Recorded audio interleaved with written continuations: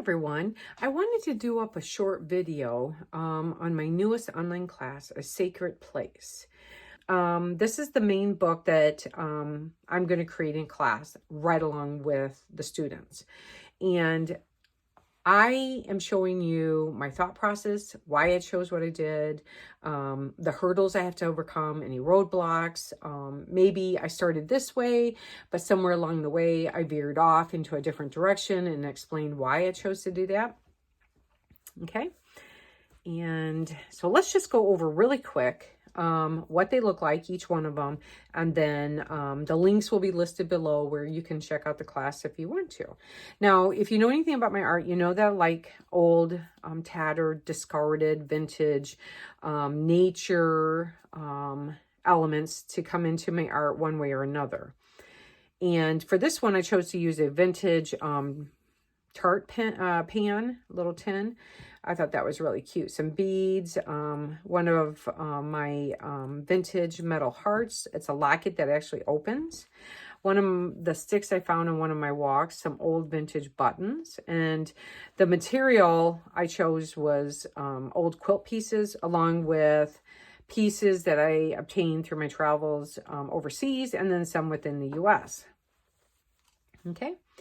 And then it was just about showing you how you can take, different types of papers or elements, like my Echo dyed pages, incorporating them.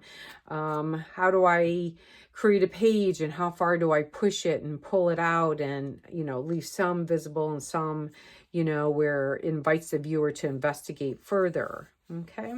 And if you know anything about my art, for years, I've always been drawn to wanting to create things that intrigues the viewer to look in. So I discuss about all the different types of, sizes and the way that I approach them. Okay.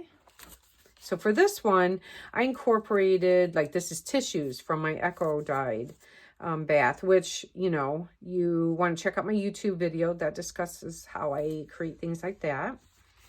Okay. So in this book, I put a mixture of Echo dyed pages, some vintage papers, some tissues, some vintage fabrics, but I also left a lot exposed for the person who purchases this book to come in and fill it up with their yumminess, their visions, their thoughts. Could be sketching, things like that. And I show how different things, the sizes, how it intrigues the viewer, again, to come in and put theirs. Here is a door that I painted, and I came in and showed how I created this page in the class. Okay, yummy, sweet. I really like that. This is vintage European wallpaper. Such yumminess. Different tissues. Let's see what we got going on here. Okay, some different papers. How yummy. Okay, let me get, there's that. There's that. I created a little pocket. How sweet is that? Okay, all this yummy stitching. And then for this book, I created it where the flap is going to be tucked in first, and then you're going to tie it. I left room, so if whoever purchases it wants to add more to it, it allows that room for pieces to be added to it. So there's extra, fabric that you can kind of adjust your flap to make that happen. Okay, so let's move that aside. Then from that point, I showed how to create another book. Again, using some of the same elements that I'm drawn to, nature, buttons. These fabrics came from my overseas, a different type of a vintage heart. Now, I don't show how to make my bezels, but I do teach that in a different online class. But here's where I added one of my bezels. How sweet is that?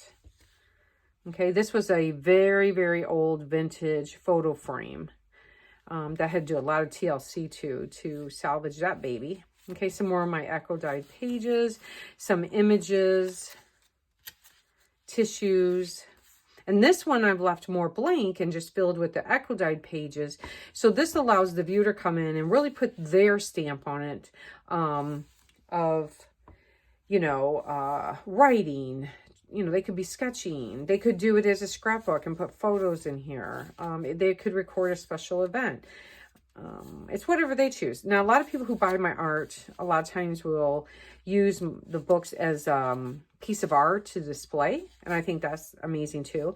I left it where there's only a very, you know, small amount of words that I added. It allows it to be where they dictate through the words that they choose to put in here, the thought process of how they want it to play out.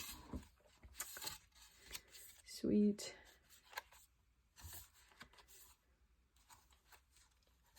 This was an image that I did through my travels in the U.S. out west, and I did a transfer of it. Okay. Some more of my pages. Yeah. And then there's this. Okay. So we'll put that one aside. Let me put that over here. Okay. Now, I wanted to show how you could change your size up to where it's totally opposite of what I was doing. So this is more of a rectangle piece. And I discuss about balance, because you can see I incorporated two different pieces of driftwood. So how do I balance that out? And one of my heart bezels with resin. Okay. How sweet is it? And then I created a little opener right there. How sweet. Now this one I did a lot more painting in. And then I left blank pages if they choose to do anything. Okay. But you can see just changing up the size, how dramatic that makes it looking. How sweet is that? Yes. This was one of the feathers I found on one of my walks. And how sweet to, you know, you write, you know, like a message going down this way. And more blank pages. Okay. Okay. So for this one, I chose to still create a flap that came in, but not quite as far. Okay. This is very old fabric pieces that I incorporated. And let me show the back. Okay. And then I created one of my clay birds. How sweet is that? Now, my last one, let me move this one. My last one that I chose to show for this class was Sacred Memories. And again, I incorporated my love of nature along with an old vintage paintbrush. Okay. I created the opening this time. Instead of putting an object on top of it, I actually created an opening. And so whatever I placed behind was going to be visible to some point, but also intrigue the viewer to come in. And if you know, again, my art, you know I love all different sizes that exposes for the viewer to come in and want to investigate. So when you open this, of course, one of my paintings that I did, okay. And again, this is very old vintage fabric quilt pieces that I put together. Some more tissue from my Echo Bath. Just yummy, yummy, yummy, yummy. Some more pages that I painted. Okay. I heard the angels singing. So sweet. And I didn't glue the whole thing down. I left it where they can come behind it and then they could do whatever they want to. Then I went kayaking real early one morning and it was really foggy. So this is a photo of, you know, I took like numerous shots of as it was really foggy all the way up to when it got light outside and the different hues and everything. So I did a painting based on that, and then found some words that I really liked. Then I, of course, different sizes intrigues the viewer. Okay. Love, love my pages. Okay. And then again, some old handmade paper that Echo dyed through the batch. Some more pages I painted. Sweet. all these yummy colors coming into play on this one. And then for this one, and in the class, I don't show you how I painted all these pages, but I do discuss how they came about, okay? Because the class wasn't based on painting. I do cover in the original book how I created all the painted pages in here. I show you guys for that. But the other books, those are more intense paintings. And so I offer different classes for that type of technique.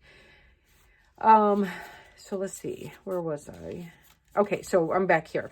So I discussed how I came about painting all this and this yumminess. More handmade pages. This was an image from one of my travels that I did up to waterfalls. And they had this big rock wall and it had a big old metal cylinder tube, whatever they call it, and it had been graffiti on it. So I took numerous pictures of this baby. I just love this, and so I included that in here. There's those, yummy, yummy, yummy. And then we get to the back.